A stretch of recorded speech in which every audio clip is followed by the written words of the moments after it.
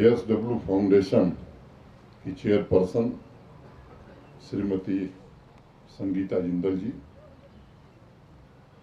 JSW के chairman Shri Sajjan Jindal ji, हमारे commissioner secretary floriculture Shri Fayaz Ahmad Sahab, यहाँ उपस्थित सभी श्रेष्ठ एवं ज्येष्ठ जन, संजय खान साहब, जम्मू कश्मीर प्रशासन के हमारे सभी सहयोगी अधिकारीगण, देवियों, सज्जनों तथा मित्रों, देश की सांस्कृतिक विरासत को सहेजने के लिए इस महत्वपूर्ण प्रयास पर बात शुरू करने से पहले मैं आपको थोड़ा पीछे ले जाना चाहूँगा। 18वीं शताब्दी में मान सिंह रीतिकाल के महान कवि माने जाते थे और वर्तमान में कुछ आलोचकों का कहना है कि शायद प्रकृति के सौंदर्य के बारे में ब्रज भाषा में उनसे बेहतर कोई लिखता नहीं था। उनकी एक कविता है जिसको ब्रजभाषा में ही मैं कोशिश करूंगा। बाग बिलोकन आय हिते वह प्यारी कलिंद सुता के किनारे, सो द्वजदेव कहा कहिए विपरीत जो देखति दृगहारे। और तौसुफ लखनवी उसी को अपने अंदाज में लिखते हैं, मैं बाग में हूँ तालिबे दीदार किसी का, गुल पर है नज़र ध्यान में रुखसार किसी का।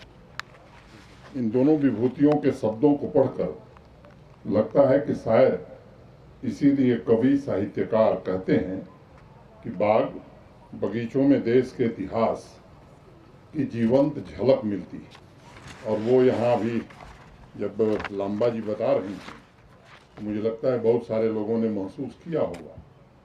शालीमार गार्डन के कंजर्वेशन रेस्टोरेशन के कार्यों के शिलान्यास के अवसर पर मैं उस जीवंत झलक को फिर से सौंदर्य के शिखर पर ले जाने के लिए मैं JSW फाउंडेशन की चेयरपर्सन संगीता जी, उनकी पूरी टीम, आभा जी, धर साहब और सज्जन जिंदल जी का नाम नहीं लूँगा तो उचित नहीं होगा, क्योंकि सबसे पहले बात मेरी इन्हीं से हुई थी। तो सबका मैं शुक्रिया अदा करता हूँ और हमारे फ्लोरिकल्चर डिपार्टमेंट के कमिश्नर सेक्रेटरी और उनकी पूरी टीम को भी हृदय से बधाई देना चाहता हूँ। साथ ही साथ जम्मू कश्मीर के नागरिकों का भी मैं आभारी हूँ। मित्रों, हालांकि इतिहासकारों में सहमति ढूंढना बड़ा मुश्किल काम है। इतिहास के पुराने पन्ने पलटिए तो ऐसी बातें आती हैं, लेकिन इस शानदार शालीमार गार्डन के बारे में अभी आभा लांबा जी ने बहुत विस्तार से बताया है। कई इतिहासकारों ने एक जुबान से बोला और लिखा है।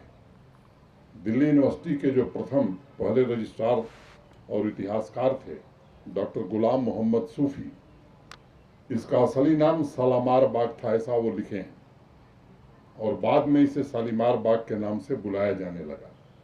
उन्होंने लिखा है कि शालीमार संस्कृत का शब्द है जिसका अर्थ हॉल ऑफ लव, और डॉक्टर सूफी के मुताबिक श्रीनगर शहर को बसाने वाला राजा प्रवर सेन ने शालीमार विला का निर्माण कराया था और बाद में मुगल सम्राट जहांगीर के पुत्र शाहजहां ने इसका विस्तार किया और इसे संस्कृति के खजाने के रूप में सजाया और संवारा। जम्मू कश्मीर प्रशासन के फ्लोरिकल्चर डिपार्टमेंट के पास ऐसे 8 मुगल गार्डन हैं जिनका वो रखरखाव कर रहे हैं, या मैं कहूँ इन ऐतिहासिक धरोहरों को सांस्कृतिक रूप से मजबूत करने और उनके संरक्षण का काम अपने कंधों पर लेकर के चल रहे हैं। पिछले साल मुझे याद है, बल्कि उसके पहले मैं मुंबई गया था, सज्जन जी से मुलाकात हुई और बातचीत के क्रम में ये बात आगे बढ़ी। फिर विंटर स्पोर्ट्स गुलमर्ग में हो रहा था, वहाँ सज्जन जी भी थे, इनके पुत्र सामने बैठे हैं, ये भी थे, और बातचीत के क्रम में खुद उन्होंने ऑफर किया था वो श्रीनगर की आवाम के लिए कुछ करना चाहते हैं। इससे बड़ी बात और क्या हो सकती है हमारी जो सांस्कृतिक और सामाजिक विरासत है, जहाँ देश भर से लाखों लोग आते हों और जिनको सहेजने के लिए ये काम शुरू हुआ है। पिछले वर्ष ही आभा नारायण जी, उनकी टीम ने मुगल गार्डन का डोजियर तैयार किया था, जिसे केंद्र सरकार के माध्यम से, अभी मेरे पहले लोगों ने बताया है, यूनेस्को वर्ल्ड हेरिटेज साइट में शामिल करने के लिए भेजा गया। मैं समझता हूं जब से वो डोजियर बना है और नॉमिनेशन की खबर अखबारों में छपी, तभी से सभी 8 मुगल गार्डन में स्थानीय लोगों तथा बाहरी टूरिस्टों की संख्या में भारी इजाफा हुआ है। इसलिए आभा नारायण जी को मैं फिर से एक बार धन्यवाद देता हूँ।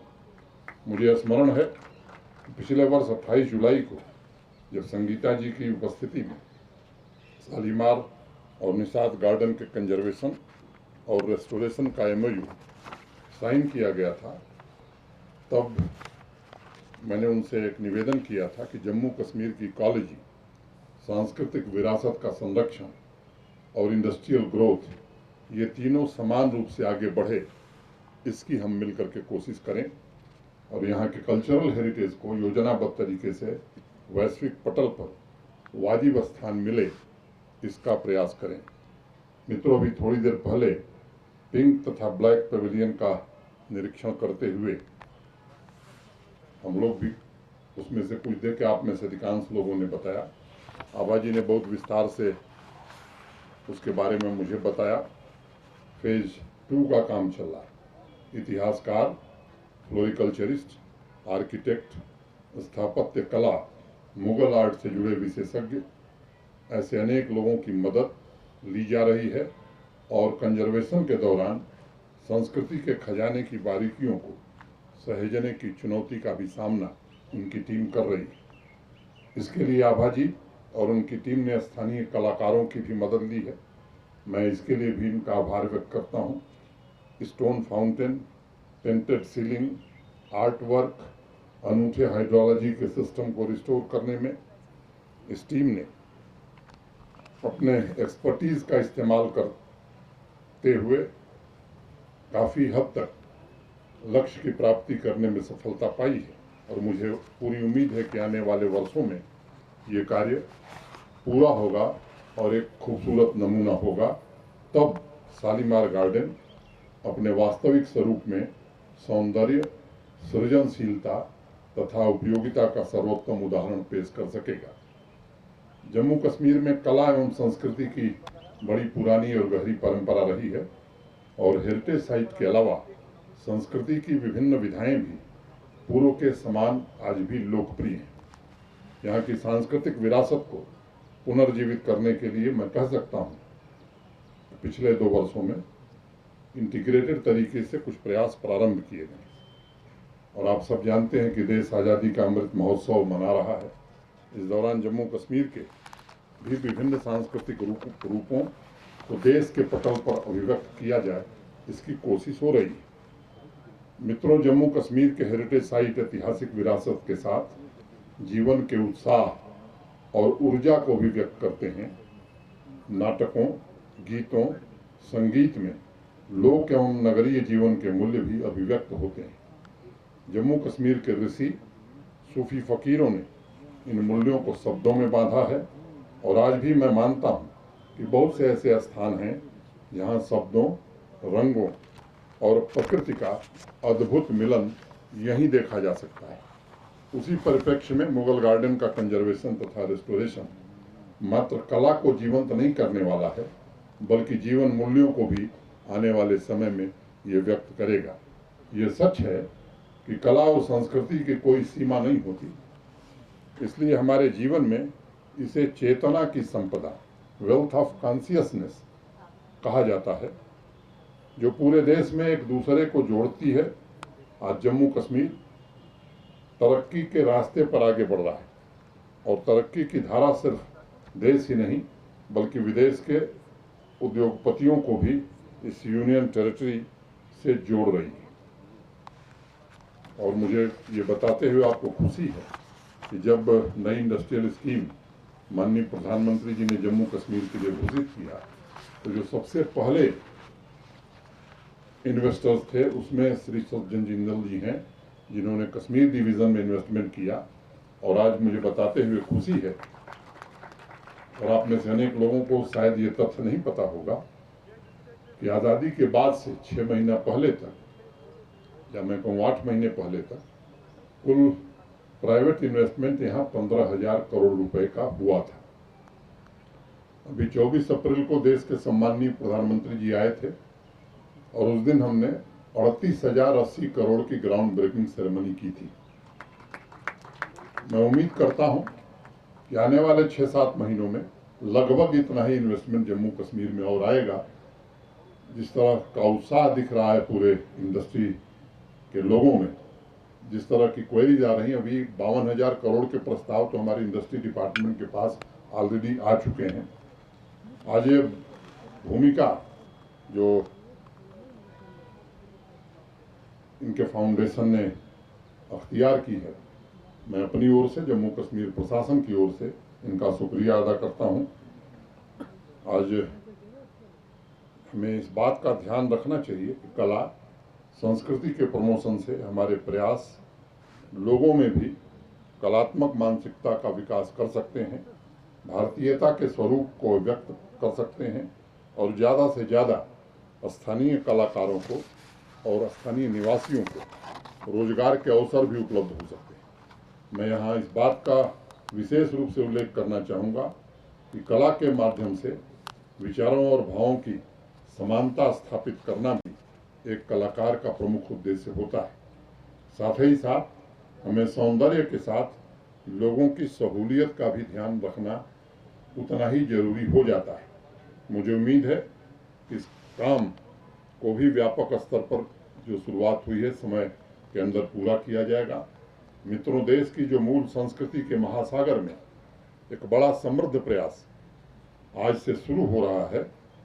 मैं इस प्रयास के लिए और कला संस्कृति के विरासत को सहेजने के लिए JSW फाउंडेशन, आभा जी, उनकी पूरी टीम, जम्मू कश्मीर के फ्लोरिकल्चर डिपार्टमेंट का आभार व्यक्त करता हूं। सभी आर्किटेक्ट एवं कलाकारों को अपनी शुभकामनाएं देता हूं। और इसके साथ ही मैं अपनी बात खत्म करूं। माहौल दूसरा हो गया था, जो संचालन कर रहे थे वो भी सिर पड़ रहे थे और संगीता जी आई तो मैं याद कर रहा था कि मुझे भी कुछ याद, 2 पंक्तियां मुझे 2 शेरों की याद आई। मैं उन दोनों को कह के अपनी बात खत्म करता हूँ। गोपाल दास नीरज का नाम आप में से अनेक लोगों ने सुना होगा। उनकी 2 पंक्तियां कि जिधर के सिमत मेरे दोस्तों की बैठक थी, उसी तरफ से मेरी सहन में पत्थर आए। और एक दूसरा शेर मुझे ध्यान आया कि जली है आग में जब जब भी शहर की सड़कें, जली है आग में जब जब भी शहर की सड़कें, मेरे ही पाँव के छालों ने कुछ नमी की है, मेरे ही पाँव के छालों ने कुछ नमी की है। बहुत बहुत धन्यवाद। नमस्कार। जय हिंद।